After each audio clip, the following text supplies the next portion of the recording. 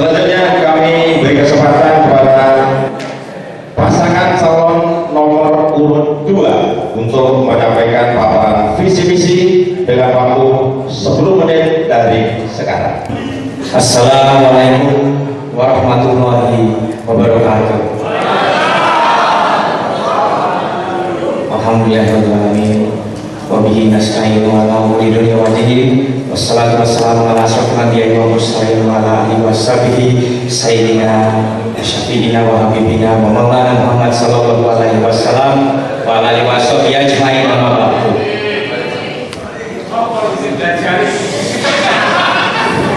Hidup NU. Kita pada hari ini membahas mengenai bagaimana pemerintah Kabupaten Trenggalek akan memberikan sebuah pelayanan yang prima. Jadi ada kata-kata prima di sana. Di sini di dalam kerangka acuan ada prima dalam bidang kesehatan, prima di dalam bidang pendidikan dan kesejahteraan.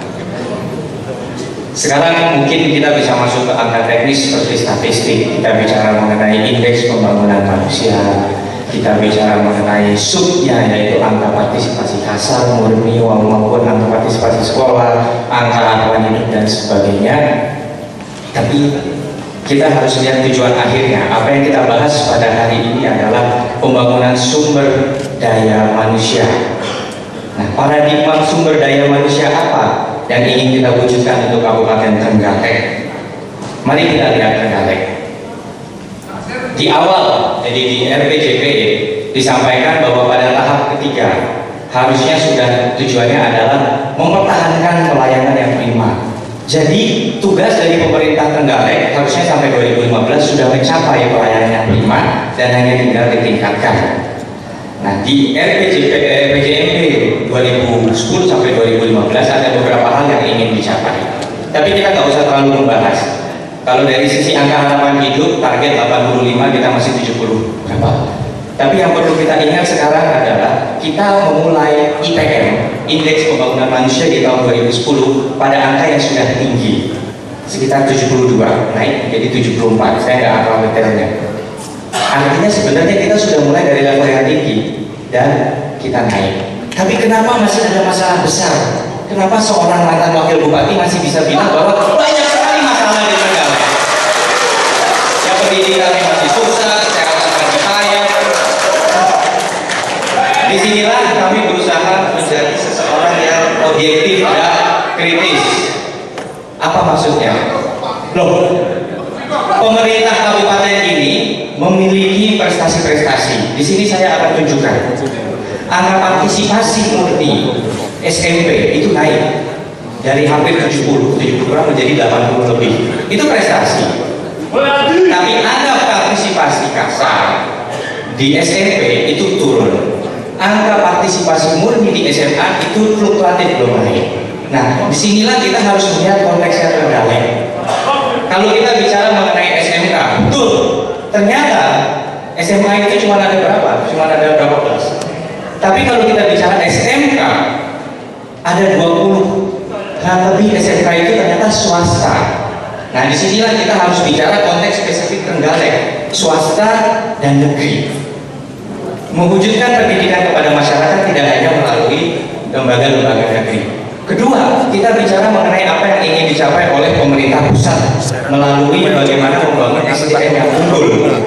Jadi unggul ini kita sebenarnya punya peluang. Jadi kita balik, pendidikan seperti pesantren justru memiliki peluang untuk memberikan pendidikan yang holistik, yang lengkap, yang menyeluruh, baik karakter maupun ilmu pengetahuan. Nah, jadi di sini saya pada kesempatan ini bukan bicara mengenai angka, tapi bicara mengenai pola pikir. Apa kemudian wujudnya nanti? Wujudnya hanya satu, yaitu bagaimana kita memastikan bahwa pelayanan itu terkontrol oleh sebuah sistem. SPM itu nggak cukup. Kita bicara mengenai standar nasional pendidikan, itu juga masih ada. Tapi sekarang apakah anggaran menjadi hambatan? Ya, ada guru-guru tidak tetap yang sekarang juga mengalami kesulitan. Ada 600 atau kurang lebih 15% dari guru SD itu mengalami kesulitan dalam hal honor karena bos biaya operasional sekolah itu maksimal 15% untuk bayar guru. Kita adalah salah satu kabupaten yang belum menerapkan APBD pendamping BOS. Nah ini bisa kita coba, kita terapkan. Kemudian bagaimana? Saya adalah seorang pendidik. Latar belakang saya adalah dosen dan saya pernah merubah satu program yang gagal dalam akreditasi menjadi berhasil sampai ketika internasional dosen-dosen Indonesia bisa diakui di luar negeri. Nah ini pengalaman apa yang saya tangkap dari sini? Mengelola pendidikan itu tidak mudah. Mengelola pendidikan itu memerlukan atensi yang detail. Nah disinilah oleh karena itu dibutuhkan atensi yang sangat detail. Seorang kepala daerah harus paham sampai serinci-rincinya apa itu yang dimaksud dengan standar pelayanan minimum, mana yang harus dilakukan oleh dinas, mana dilakukan dari satuan pendidikan. Sekolah paradigmanya gratis sekarang, malah bagi-bagikan seragam itu dilakukan tapi belum dapat murid sekolah sekarang. Jadi masalahnya bukan di situ, gitu. Nah inilah konteks spesifik masalah Trenggalek. Nah ini saya makan waktu saya sedikit, tapi saya cuma ingin tutup sebelum saya kasih. Satu, yang paling penting adalah pertama kita bicara mengenai sistem, itu tadi yang paling penting, mengenai anggaran. Nah jadi kalau kita bicara pendidikan, dan yang terakhir yang paling penting SMK tadi yang 22, kita bangun SMK negeri yang swasta mau dikemanain. Nah ini juga menjadi penting, bagaimana kemitraan pemerintah dengan swasta bisa jalan. Nah itu adalah beberapa fokus yang mungkin nanti bisa kami lengkapi di bagian berikutnya. Mas Arifin akan melengkapi mengenai kesehatan. Terima kasih. Ya, terima kasih. Pada dasarnya Undang-Undang Pemerintah Daerah mengamanatkan kepada kita bahwa pelayanan wajib yang dasar termasuk di bidang pendidikan dan kesehatan. Jadi tidak perlu kami menelusuri visi-visi kami bahwa eksplisit menuju cerdas atau sehat, tapi itu sudah sebuah nafas bagi sebuah pemerintah daerah. Saya hanya ingin kembali kepada Undang-Undang Nomor 36 Tahun 2009 tentang kesehatan, bahwa ketika kita ingin meningkatkan derajat hidup masyarakat, ada 3 prinsip yang harus kita gunakan, dan itu akan menjadi acuan kita. Pertama, kita harus bisa non-diskriminatif, yang kedua partisipatif, yang ketiga adalah berkelanjutan. Apa yang dimaksud non-diskriminatif? Maka kita harus memastikan tidak peduli di berapa pelosok, di mana pelosok, kita harus bisa menyediakan pelayanan publik yang prima. Alokasi desa bisa membantu kita untuk memberikan kemampuan untuk desa siaga atau desa tanggap yang lebih.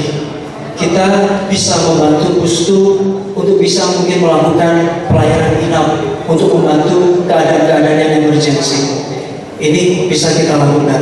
Lalu non-diskriminatif yang lain, bahwa akses terhadap masyarakat miskin terhadap pelayanan kesehatan ini juga harus kita pikirkan. Bagaimana masih banyak keluhan tentang BPJS, bagaimana masih banyak masalah-masalah lain terkait penanganan yang kurang kooperatif atau sebagainya. Ini harus menjadi tantangan kita. Sentral dari kesehatan kita, tolak ukurnya pasti tercermin dari suatu daerah ketika kita bisa berhasil memanajemen rumah sakit umum kita, dan kita punya langkah-langkah bagaimana mampu untuk tidak bangga diri untuk memikirkan itu sendiri, tapi kita harus juga bisa berpartner dengan daerah lain. Contoh, kita punya sahabat di Tulungagung, Dr. Iskak. Beliau merupakan rumah sakit yang luar biasa. Kita bisa menerapkan cloning system di rumah sakit kita. Kita bisa bekerja sama untuk regionalitas rujukan dengan membagi peran, mana spesialis yang ada di Trenggalek, mana yang belum ada, mekanismenya seperti apa. Maka ini sesuai dengan visi-misi kita bahwa pelayanan yang prima juga harus didukung dengan hubungan yang baik, baik regional, nasional maupun internasional. Artinya apa? Yang penting adalah sebenarnya komitmen dari pimpinan daerah bahwa layanan-layanan publik bukanlah revenue center. Seperti rumah sakit, seperti puskesmas, bukanlah tempat untuk mencari keuntungan bagi daerah, tapi benar-benar memberikan pelayanan kepada masyarakat. Jika kepala daerah sudah memiliki komitmen seperti itu, saya pikir kita bisa memanajemen dengan lebih baik, dengan lebih leluasa dan lebih terukur. Kurang lebihnya saya mohon maaf. Terima kasih. Ya, terima kasih Mas Arifin. Sebagai penutup, pada intinya visi dan misi kita start 1 dari 7, pemerintahan yang amanah dan melayani. Jadi mental melayani itu harus dibangun dari atas sampai ke garis terdepan. Tapi kalau yang di atas saja mentalnya belum melayani, kita nggak bisa tuntut yang di garis terdepan untuk melayani. Sekian, walaupun Bu Amri tidak kategori